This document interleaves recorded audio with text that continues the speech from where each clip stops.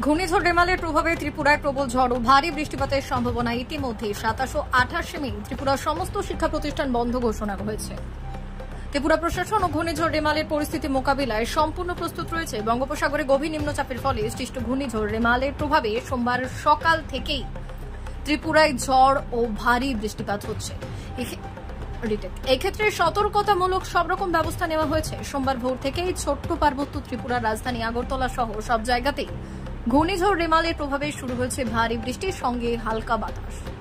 তবে সকাল থেকে ঘূর্ণিঝড় রেমালের প্রভাবে আগরতলা শহর ত্রিপুরার বিভিন্ন জায়গায় ভারী বৃষ্টি ও ঝোড়ো হাওয়ায় জনজীবনে দেখা দিয়েছে কিছুটা ব্যাঘাত।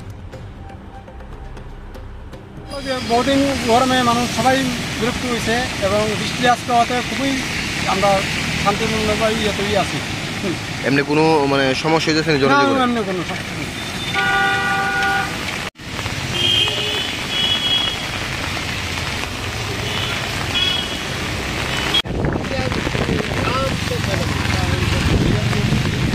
আমি তুলছি কিছু বৃষ্টির মধ্যে বীজ যে কাম করবো হতো না।